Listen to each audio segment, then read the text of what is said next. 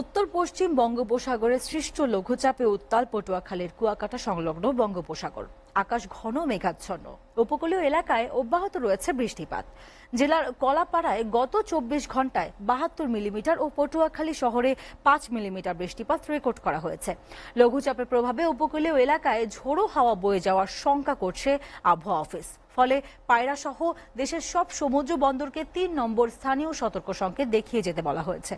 এছাড়া মাছ ধরার সব ট্রলার সমূহকে উপকূলের কাছাকাছি থেকে সাবধানে চলাচল করতে বলা হয়েছে।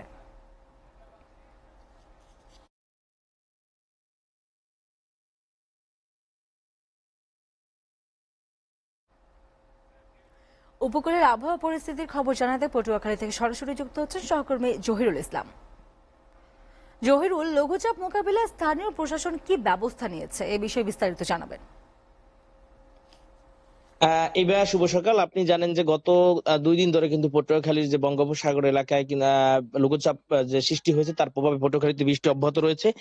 গতকালকে প্রায় 100 মিলিমিটারের মতো বৃষ্টি হয়েছে পটুয়াখালীতে। আজকে পটুয়াখালীর কলাপাড়ায় গত 24 ঘন্টায় বৃষ্টি হয়েছে 72 মিলিমিটার এবং পটুয়াখালী শহরের আশপাশে যে এলাকা সেখানে বৃষ্টি হয়েছে 5 মিলিমিটারের মতো।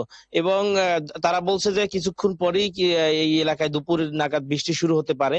আরেকটি বিষয় হচ্ছে যে এখন কিন্তু এই এলাকায় 3 নম্বর স্থানীয় সতর্কতা সংকেত জারি রয়েছে। সেই ক্ষেত্রে কিন্তু এখানে যে পায়রা পোর্ট বন্দরটি রয়েছে সেই বন্দরে কিন্তু যে স্বাভাবিক কার্যক্রম, যেহেতু সাগর কিছুটা উত্তাল রয়েছে হালকা সামান্য, সেই ক্ষেত্রে তাদের কিন্তু কার্যক্রম তেমন বড় বড় কার্যক্রম স্থগিত রয়েছে। এর পাশাপাশি কিন্তু এখানে যে জেলেরা যে সাগরে যায় প্রতিদিন মাছ ধরতে, সেই জেলের ট্রলার গুলো কিন্তু নোঙর করা আছে এবং যারা সাগরে আছে তাদেরকেও ফিরে আসতে বলা হয়েছে। এবং যারা এই আপনি জানেন যে গত কয়েকদিন পর 23শে জুলাইয়ের পরে কিন্তু এখানে যে সাগরের নিষেধাজ্ঞা সেই নিষেধাজ্ঞা তুলে নেওয়া হয় এবং তুলে নেওয়ার পরে কিন্তু জেলেরা সাগরে মাছ ধরতে যান।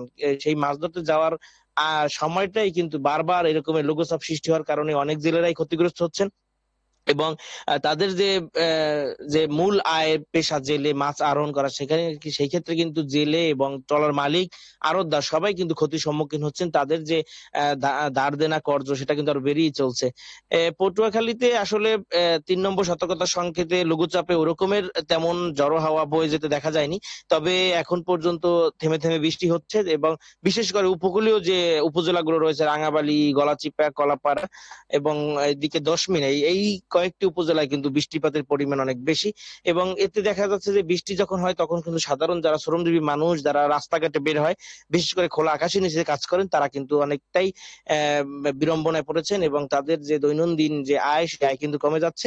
এবং সবকিছু মিলিয়ে যে পটুয়াখালীর যে বৃষ্টিপাত আসলেই কিন্তু স্বাভাবিক জীবনে অনেকটাই প্রভাব ফেলে। এবং তবে অন্যদিকে কিন্তু এই বৃষ্টিপাত আবার যারা এখন আমনের বীজতলা তৈরি সহ আমন রোপণ করছেন তাদের জন্য কিন্তু আবার কল্যাণকর। আর সবকিছু মিলিয়ে জনজীবনে তেমন একটি আজকের মতো বৃষ্টিতে প্রভাব পড়েনি।